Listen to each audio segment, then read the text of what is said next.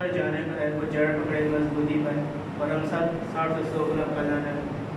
दुआ करें कि खुदा इस्लाम की जो आज हमारे दिलों की सुनने लगाए जाने पर है, इसकी शरीर से हिफाजत करें और हम सीखने और समझने वाले करें। जमात में से जिसे भी खुदा का रोज़ आदि दे दुआ में रहनुमाई करें।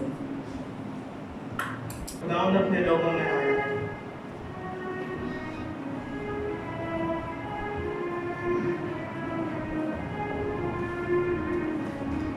खुदा की पाक हुज़ूरी में आगे बढ़ते हुए हम गीत गाएंगे।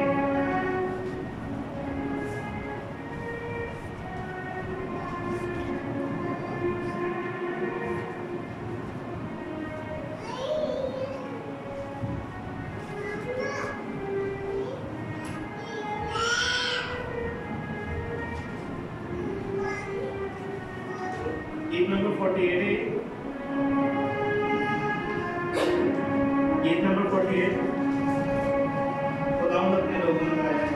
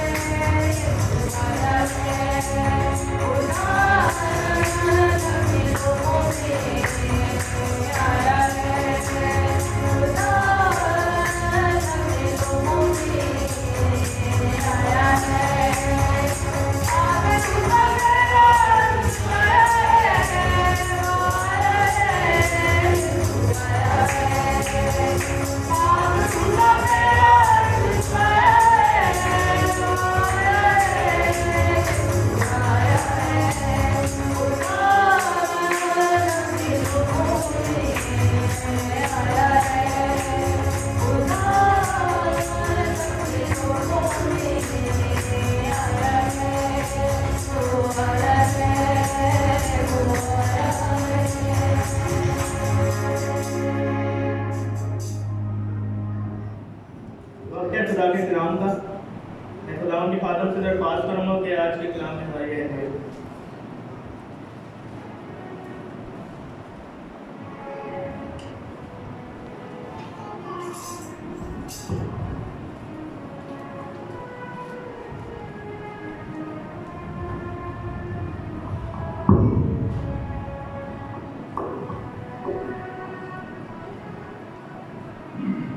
दुआ करें।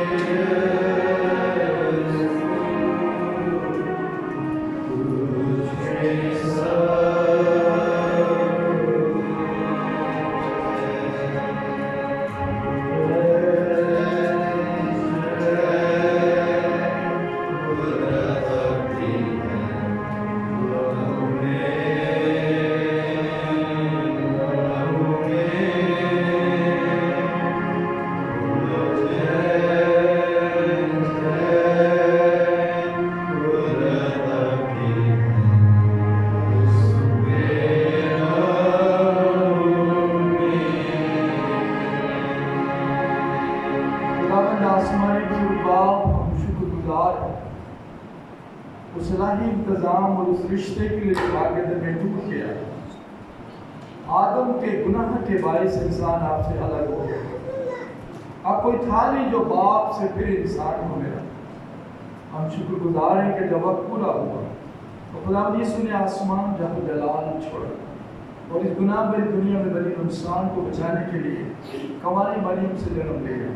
उसने 35 पलातूस के हद में रुख उठाया, मौत कब्र शैतान पर फतह पाई, बाप के दाहिने हाथ जा बैठा।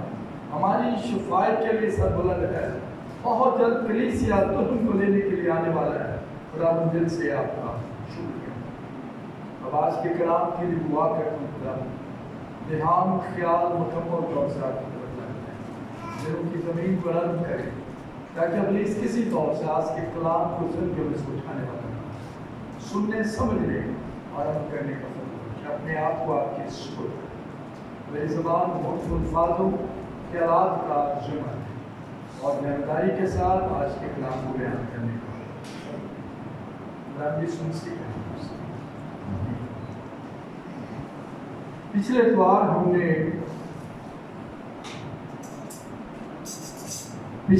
हमने खुदा के कलाम मुक़द्दस में से सीखा था रिश्ते के चुनाव में जल्दी नहीं करनी चाहिए। अगर हम जल्दी करेंगे तो कई दफ़ा हमें ऐसा शौक मिल जाता है जो कमाने के काबिल नहीं होता, तो फिर सारी उम्र जो औरत है उसे दुख उठाना। और हमने जानवर से सबक सीखा था कि उकाब की मादा जो है वो जीवन साथी के इंतखाब के लिए पहले उकाब में वो सलाहियत देखती है, और जब वो देखती है कि वो इस काबिल है कि मुझे खिला सकता है तो फिर उन दोनों में एक होते हैं। सो आज हम खुदा के कलाम मुक़द्दस में से सीखने लगे हैं दुख में सब्र करना। दुख में सब्र करना, ये हमारा आज का मज़मून है जिसमें हम बात करेंगे खत याकूब का। याकूब उसका बाप पहला, याकूब पहला बाप, और आयत उसकी 4। और सब्र को अपना पूरा काम करने दो ताकि तुम पूरे और कामिल हो जाओ और तुम में किसी बात की कमी ना हो। उनके कलाम मुक़द्दस के पढ़े और सुने जाने में खुदा की।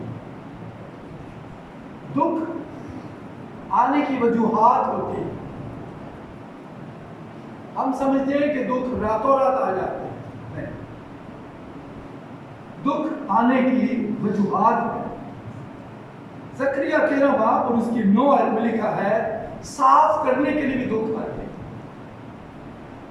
कई दफा खुदा दुखों को आने की इजाजत देता है ईमानदार के लिए, उसे साफ करना चाहता है। और फिर पैदाइश 15 बाब उसकी 13 आयत में गुनाह की वजह से भी दुख आते हैं।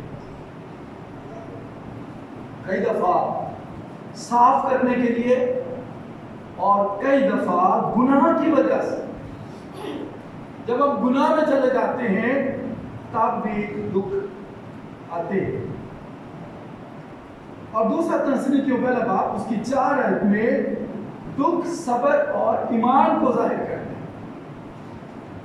क्योंकि जब ईमानदार की जिंदगी में दुख आते हैं तो ये उसके सब्र और ईमान को जाहिर करते हैं।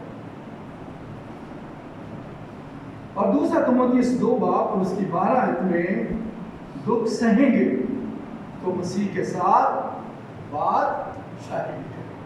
ये दुख आने की वजूहात है कि दुख क्यों आते हैं। और जैसे याकूब के खत में हमने पढ़ा, और सब्र को अपना पूरा काम करने दो, और सब्र को अपना पूरा काम करने दो ताकि तुम पूरे और कामिल हो और तुम में किसी बात की कमी नहीं। कई दफा ईमानदार दुखों को दूर से आते देखकर उसके सामने लेटता है। वो दुखों का मुकाबला नहीं करते बल्कि उसमें हिम्मत आ जाती है। और अगर तुम मुसीबत के दिन बेदिल हो जाए तो तेरी ताकत बहुत कम है। दुख में सब्र कर, जिस पे आज हम बात करने लगे। आज हम एक नौजवान की जिंदगी पर बात करेंगे जिसने दुख उठाया, राह फरार इख्तियार नहीं की, उसने सब्र किया और सब्र से अच्छे दिनों का उसने क्या किया, इंतजार। हम कई दफा दुखों को देखकर भागने की कोशिश करते हैं, लेकिन खुदा के वादों को जो अपने लोगों से करते हैं उनको भूल जाते हैं और बेदिल मायूस ना हो। अगर तू मुसीबत के दिन बेदिल हो जाए तो तेरी ताकत बहुत। पैदाइश की किताब उसका 37 बाब और उसकी 5 से 7 आयत में एक नौजवान जब वो 17 साल का था वो एक ख्वाब देखता है। उसने ख्वाब में देखा कि वो बहुत बड़ा शख्स बन जाएगा, बहुत अमीर हो जाएगा। जब वो 17 साल का था उसने एक ख्वाब देखा। हो सकता है कई बार खुदा ने आपसे भी इस तरह बात की, लेकिन जब कभी हम उस बरकत को पाने के लिए दुख में आए हो तो हमने राह फरार किया। लेकिन पैदाइश 37 बाब और उसकी 18 पे लिखा है, ये नौजवान अपने भाइयों को अपने ख्वाब सुनाता है कि मैं बहुत बड़ा आदमी बन जाऊंगा और तुम और मेरे जो माँ बाप हैं वो मेरे आगे सिजदा करेंगे, सर झुकाएंगे। इतना बड़ा मैं आदमी बन जाऊं। जो भाइयों ने ये सुना कि ये सचमुच हम पर सल्तनत करेगा, मार देते हैं इसको, कत्ल कर देते हैं, वो उसके कत्ल का मंसूबा बना। लेकिन याद रखें, अगर आप दुख में साबित कदम है और है ईमानदार, जुड़े हुए खुदा से, दुनिया की कोई ताकत आपको नहीं मार सकती। भाइयों ने मंसूबा बनाया कि इसको मार दो। अब इस जवान के सब्र का इम्तिहान शुरू होता है। हर एक ईमानदार दुख में से गुजरता है, साफ होने के लिए, शायद गुनाह की वजह से। अब जब इसका दुख शुरू होता है तो पैदाइश 37 बाप उसकी 27 आयत में लिखा है, वो बेचा जाता है, वो बेच दिया गया। और यूसुफ 3 बार बेचा जाता, इसको 3 बार बेचा गया, इसको 3 बार खरीदा गया। छोटा है, ये लाडला था मां बाप, लेकिन अब गौर करें कि ये नौजवान दुखों में से भाग नहीं रहा। जब आप खुदा के इरादे में से निकल जाते हैं, आप उस बरकत से भी महरूम हो जाते हैं जो खुदा आपको देने वाला है। दुखों में साबित कदम रहना बहुत सब्र करें।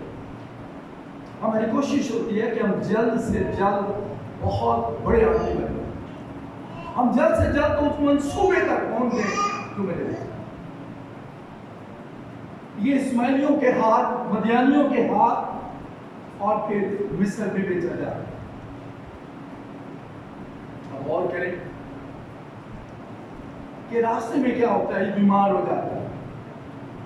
जब इसको ऊंटों पर लेकर जा रहे होते हैं तो रास्ते में बीमार हो जाता है। तो मदियानी सोचते हैं कि फासला बड़ा लंबा है, और अगर ये रास्ते में मर गया हमारा नुकसान हो जाएगा, हम इसको बेच देते हैं। ये समझिए बात, ये बीमार हो गया। अब मदियानी सोचने लगे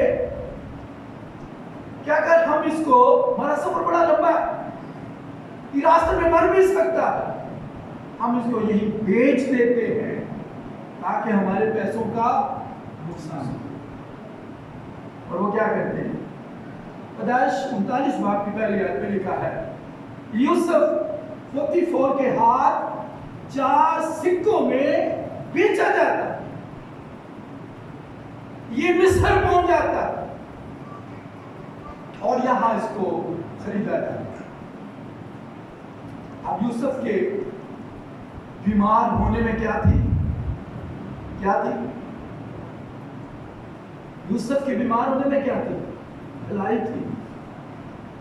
अगर यूसुफ बीमार ना होता तो मिस्र ना पहुंचता, और अगर मिस्र ना पहुंचता तो खुदा के मंसूबे से ये शख्स निकल जाता। अब इब्लीस चाह रहा था किसी तरह खुदा का मंसूबा फेल हो जाए, वो खुदा के मंसूबे को फेल करता था। इसके बीमार होने का मकसद ये था, मर जाए। लेकिन खुदा के मंसूबे में अगर आप हैं और आप सब्र से दुखों का मुकाबला करेंगे तो कोई आपको ज़ेद नहीं कर सकता। यूसुफ मिस्र में आ गए खुदा के अहद के इरादे के मुताबिक। ये खुदा का मंसूबा था कि यूसुफ मिस्र में पहुंचाया जाए। इसके बीमार होने में इसकी क्या थी? जब आप दुख में से गुजरते हैं तो शैतान कोशिश करता है बरकत को रोकने। उसको पता होता है कि इसको अब आगे जाके कुछ मिलने वाला, तो वो बीच में आपकी जिंदगी में कोई ऐसा काम करेगा कि आप उस बरकत से मिले। ये इसकी एक चाल होती है, ये एक प्लान होता है उसका, और वो ईमानदारों के खिलाफ मंसूबे बांधता है। लेकिन अगर आप खुदा के मंसूबे में हैं और उसके कभी हाथ के नीचे हैं और खुदा का मंसूबा पूरा हो, अगर ये सब बीमार ना होता वो मिस्र कैसे? तो कई दफा हमारे दुख में क्या होती है?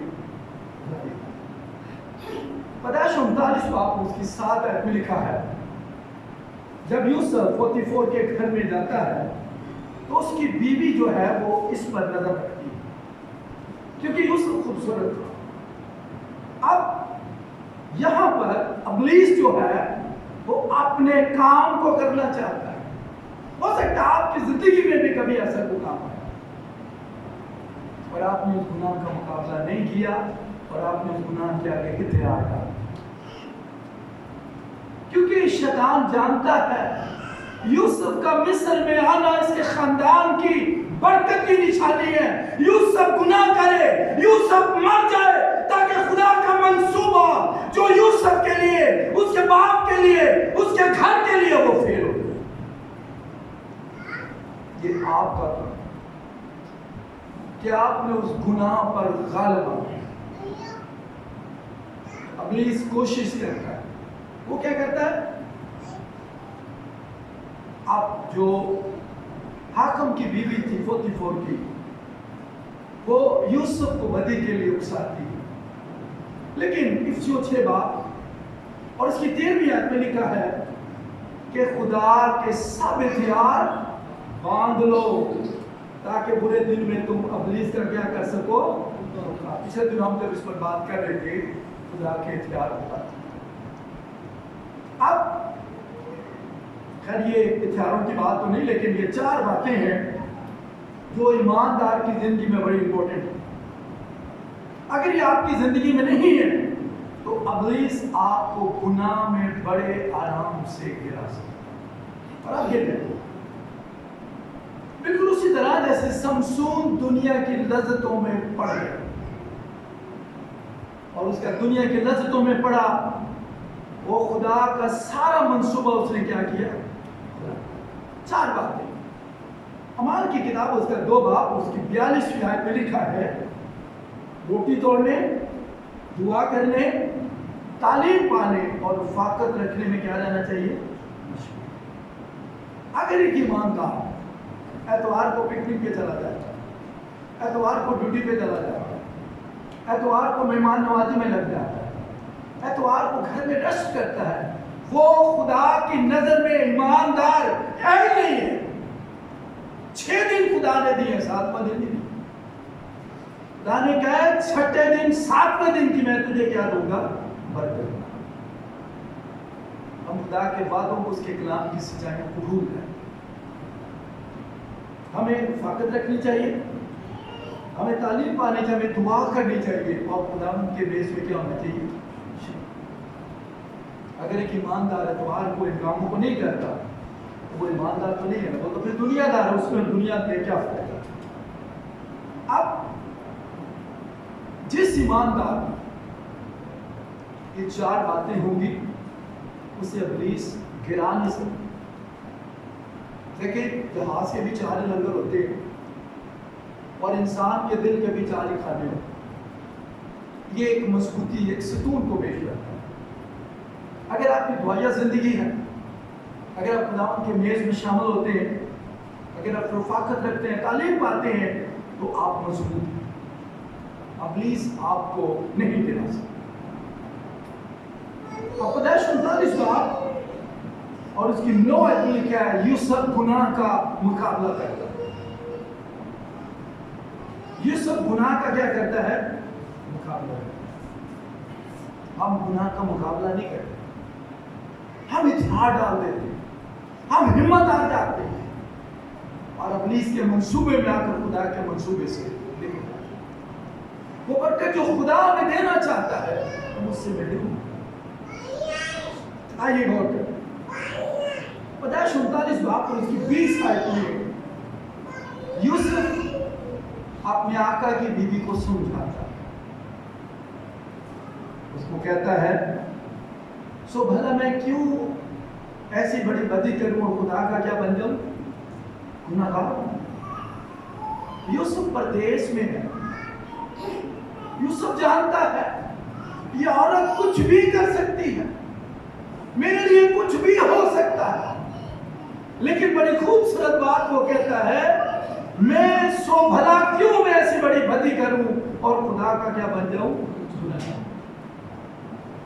हम गुनाहगार बनना कबूल कर लेते हैं, लेकिन खुदा के मंसूबे से निकल, इसलिए हमें बरकत देते, हम इसीलिए पूरा साल मांगते रहते हैं, हम इसीलिए पूरा साल कर्जे के नीचे रहते हैं, हम इसलिए किसी मंजिल तक नहीं पहुंच पाते, क्योंकि हम गुनाह के आगे हथियार डालते। यूसुफ ने कहा नहीं, उसने कहा नहीं, मैं क्यों भला ऐसी बड़ी बदी करूं और खुदा का क्या बन जाऊं। याद रखें, जहां आप गुनाह का मुकाबला करेंगे वहां आपको दुख में से गुजरना पड़ेगा। ये हमेशा याद रखें, जहां आपने गुनाह का मुकाबला किया वहां दुख में से आप गुजरेंगे। क्या हुआ? 39 बाब और उसकी 21 आयत में लिखा है, यूसुफ 20 आयत में यूसुफ को कैद में डाला। 39 की 20 आयत में लिखा है, यूसुफ कैद में डाल दिए। क्यों? क्योंकि उसने गुनाह का मुकाबला किया, वो खुदा के मंसूबे में रहा, वो खुदा के मंसूबे से बाहर निकले। हम खुदा के मंसूबे से बाहर निकले, हमें बहुत ज्यादा मौका होगी। यूसुफ कैद में डाल दिया गया, लेकिन याद रखें, खुदा की निगाह आप पर रहेगी। खुदा देखता है, खुदा आपके दुखों को भी जानता है, आपके हालात से भी वाकिफ है, आपकी परेशानी से भी वाकिफ है, वो सब जानता है। आपको क्या जरूरत है, आप क्या करना चाहते हैं, वो सब जानता है। यूसुफ कुछ नहीं जानता इस बारे में, उसको कैद में डाल दिया। अब जब उसको कैद में डाला तो चूंकि खुदा के मंसूबे में था ये, और खुदा के मंसूबे में रहा, और 39 बाब और उसकी 21 आयत में लिखा है, खुदा ने यूसुफ को दरोगा की नजर में क्या किया। आप जहां काम करेंगे, आपके कमांडर की नजर में खुदा को मकबूल करेगा। अगर आप ठीक हैं, वो आपको प्रमोट करेगा, आपको तरक्की देगा, आप बढ़ते चले जाएंगे, खुदा आपको बरकत देगा, आपकी सोच से बढ़कर आपका साथ देगा। अगर आप गुनाह का मुकाबला करें, खुदा ने दरोगा के दिल को यूसुफ के लिए क्या किया, अब वो यूसुफ के साथ कैसे पेश आया, उसने उसी को कमांडर बनाया। आप सादब कदम हैं, खुदा भलाई का रास्ता निकालता है। बेशक आप दुखों में रहेंगे, अब खुदा आपके लिए भलाई का रास्ता निकालेगा। ये आपकी समझ से बाहर है, वो क्या करेगा। अगर आप दुख में हैं, मुसीबत में हैं, परेशानी में हैं, बीमारी में हैं, तंगी में हैं, खुदा देख रहा है।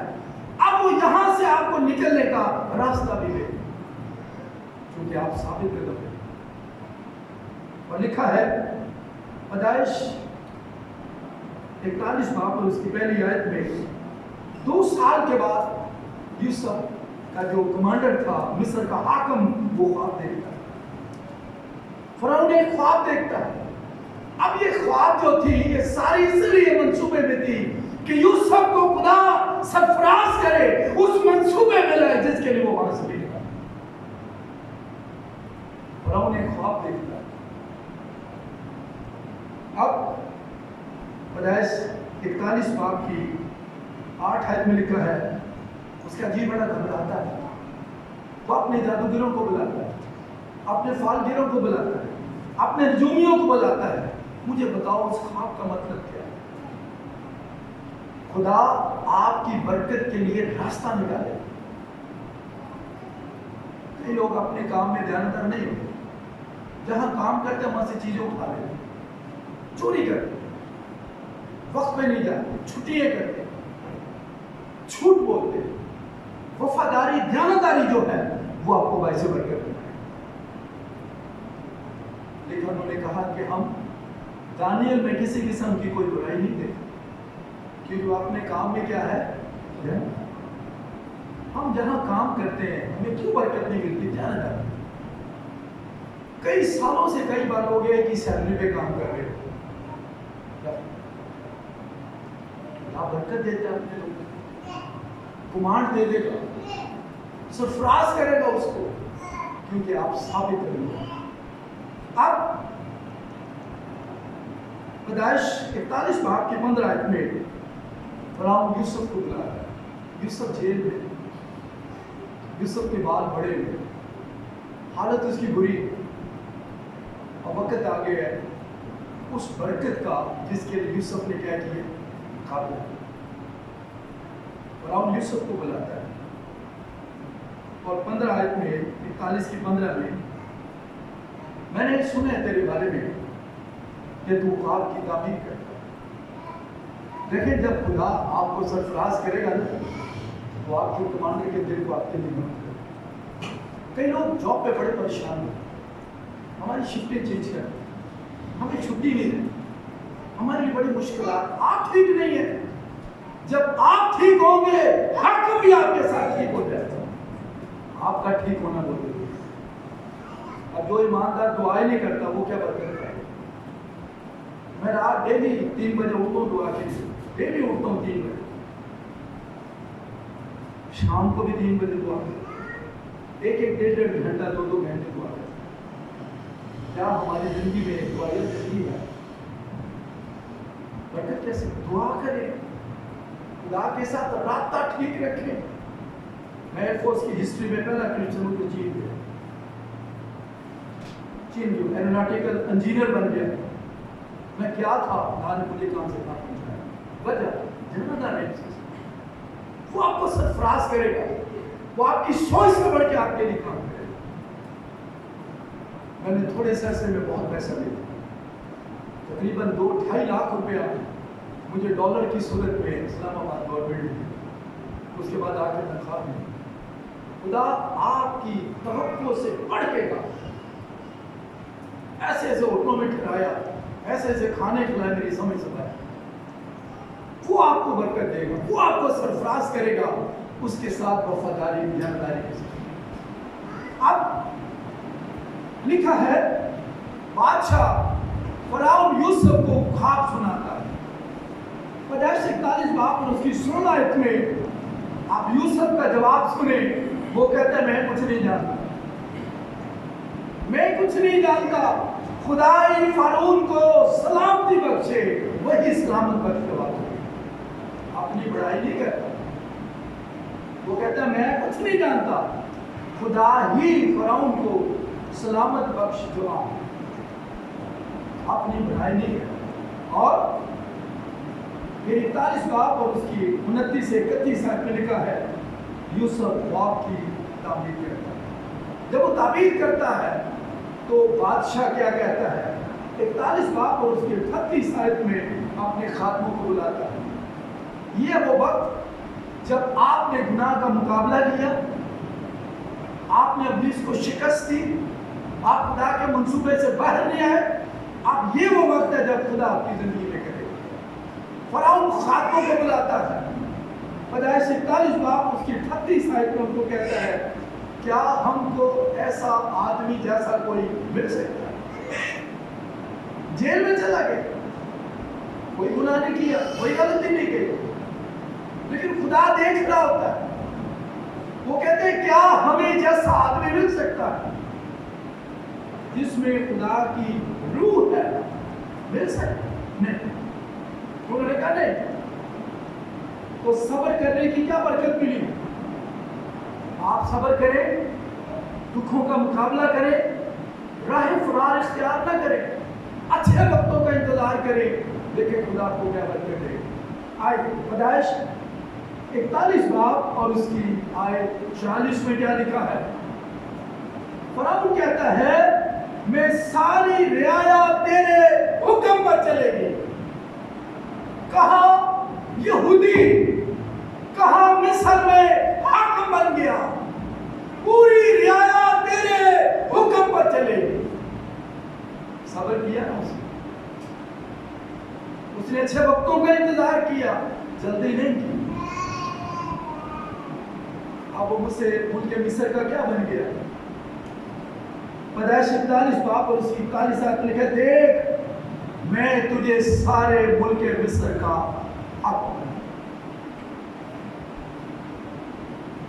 आपको बरकत देगा जहां हम काम करते हैं, जहां हम रहते हैं, सरफराज करेगा, गुनाह का मुकाबला करेगा, दुआ करें अपनी जिंदगी में, दुआया जिंदगी लाए, खुदा की हजूरी से कभी ना भागे। आप इस शख्स का जरा शान देखें इसकी, खुदा आपको बाबरकत बना देगा। खुदा कहता है तुम शाही महलों का फिरका हो, मुकद्दस लोग हो, अलग किए हुए लोग। खुदा अपने लोगों को खास किरार देगा। अब शान देखिए इस बंदे की। पैदाइश 41 बाप और उसकी 46 आयत में जब यूसुफ ने मुल्क मिस्र का पहला दौरा किया तो वो 30 साल का था। अब ये शख्स बग्गी में बैठा हुआ है और 5000 सिपाही इसके आगे और 20,000 सिपाही इसके पीछे। क्या शान होगी इस बंदे। लेकिन आप जरा गौर करें इसने किया क्या। इसने इब्लीस के मंसूबे को क्या किया है, फेल। हम इब्लीस के मंसूबों को कामयाब करें, हम फेल।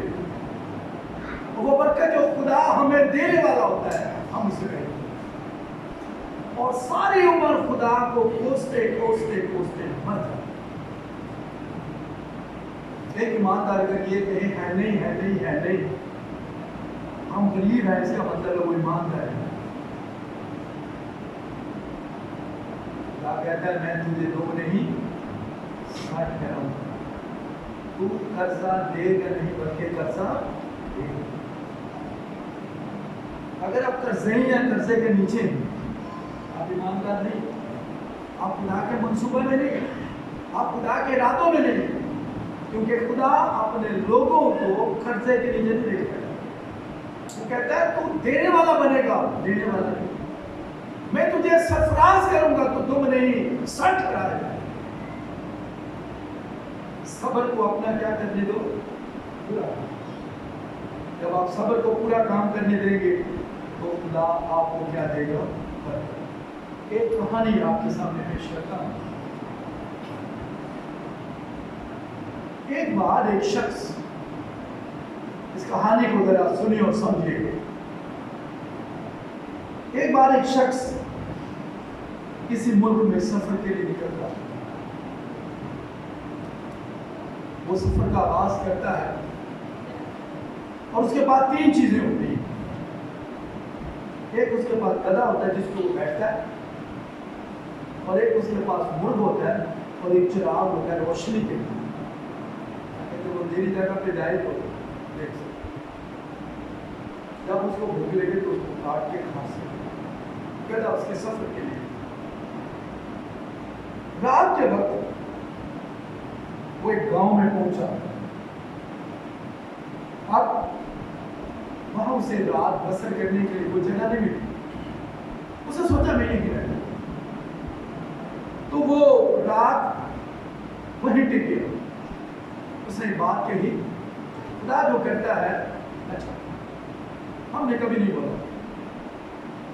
जब कभी आप दुखों में से गुजरे, कभी आपने कहा खुदा जो करता है वो अच्छा करता है। हम कहते हैं खुदा को बेहतर कर, ये गलत हो रहा, ये मेरे साथ क्या हो रहा है, मैंने क्या गुनाह कर दिया। वो कहता है खुदा जो करता है। अब वो एक जंगल की तरफ चल पड़ा। खुदा उसने रात का क्या हुआ, उस रात को वो अपना चिराग जलाने लगा ताकि रोशनी हो सके, लेकिन हवा ने उस चिराग को क्या किया, वो चिराग उससे नहीं कर सका। उसने कहा खुदा जो करता है अच्छे। हमारी जब जिंदगी में ऐसे हालात आते हैं जहाँ दुख, मुसीबत, बीमारियां, परेशानियां, हम चुनाव करते हैं, खुदा मैं तेरे वादे काम करता, क्या मैं तेरा बंदा तेरी बंदी नहीं? हम कभी नहीं कहते, खुदा जो करता है वो अच्छे। अब उसके गधे और मुर्ग को जंगली जानवरों ने खा लिया। वो कहने लगा खुदा जो करता है वो अच्छे। अगले रोज जब दिन चढ़ा उसे बताया गया कि दुश्मन की सिपाहियों का ग्रुप रात को इस जंगल में से गुजरा था, वो कैसे बच गया? क्या उसकी नजर तुझ पर नहीं पड़ेगी? वो क्या कहता? उसने कहा अगर गधा जिंदा रहता तो क्या करता? भागता। और अगर मुर्ग जिंदा रहता तो वो क्या करता? वो भाग देता। और अगर चिराग जलता रहता तो दुश्मन क्या करता? मुझे देख लेता। इसलिए खुदा जो करता है वो, लेकिन हम कभी अपनी जिंदगी में इन बातों पर गौर नहीं करते कि खुदा जो कुछ करता है वो हमारी बेहतरी और, लेकिन हम ये उस वक्त कहेंगे जब हम वाकई खुदा के क्या होंगे। इसलिए याकूब पहला बाप और उसकी 3 और 4 मैं पढ़ता हूँ क्या लिखा है। तो इसको ये जानकर कमाल खुशी की बात समझना कि तुम्हारे ईमान की आजमाइश सब्र पैदा करती है, और सब्र को अपना पूरा काम करने दो ताकि तुम पूरे और कामिल हो जाओ और तुम में किसी बात की हुआ। अगर आप अच्छे दिनों को देखना चाहते हैं तो दुखों में कभी राजी फरार इख्तियार न करें। सब्र से दुखों में साबित कदम रहे और अच्छे वक्तों में इंतजार करें। खुदा आपकी सोच, आपकी तवक्को से बढ़कर आपके लिए काम करेगा। दुआ करें।